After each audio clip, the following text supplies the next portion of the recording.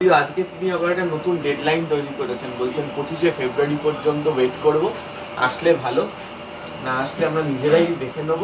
এবং একই সঙ্গে একই ডেডলাইন নওশাদের জন্য রাখছেন 25শে ফেব্রুয়ারি। দেখুন, এটা সম্পূর্ণ অন্য দলের বিষয়।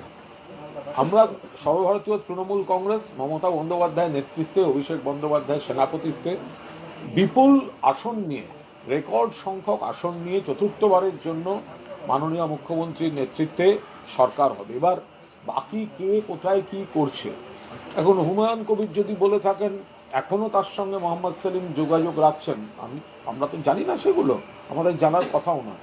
এটা মোহাম্মদ সেলিম বলতে পারবেন। আসলে ওদের প্রত্যেকেই তো অস্তিত্বের সংকটে ভুগছে, সেই জন্য ওর হাত ধরতে চাইছে, ওর হাত ধরতে চাইছে।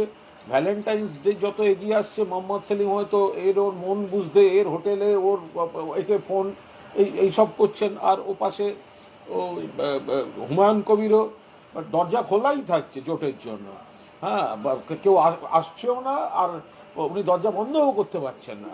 ফলে এদের এই যে ভয়ঙ্কর অস্তিত্বের সংকট, তো ফলে এটা সম্পূর্ণ তাদের বিষয়, কারণ তারা জানে বাংলার মানুষ এইসব ছেলে খেলাকে কোথাও কোনো জায়গায় মানে পছন্দ করছেন না।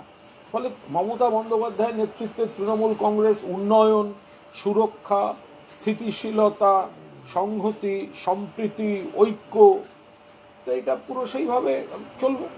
কিন্তু ফ্রন্টের বৈঠকে তো সবাই অপোজ করছিলেন সেলিমের এই হুমায়ুনের কাছে যাওয়াটাকে। তো বামফ্রন্টের ব্যাপার আমরা দেখেছি, বামফ্রন্টের শরিক দল যারা আছেন, বামফ্রন্ট তো সিপিএম তো একা কোনোদিন লড়ার মুরদ ওদের নেই। বামফ্রন্ট মানে আরও 7-8টা দল, সিপিএম, সিপিআই, আরএসপি, ফরওয়ার্ড ব্লক, মার্ক্সবাদী ফরওয়ার্ড ব্লক, এসপি, ডিএসপি, বিপ্লবী বাংলা কংগ্রেস, এই ধরনের সব দলগুলি মিলে তো সিপিএম ওই বামফ্রন্ট।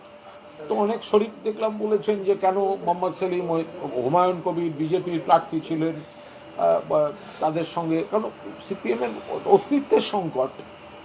তো এখন ওরা কি বলছে, ওরা কি করবে, সেটা তারা বুঝবে। আমি শুধু এইটুকু বলি যে সিপিআইএম তাদের মুরদ নেই কোনো নির্বাচন একা লড়ার। বামফ্রন্ট ইটসেলফ একটা ফ্রন্ট, তারপরেও তাদের কখনো কংগ্রেসকে দরকার।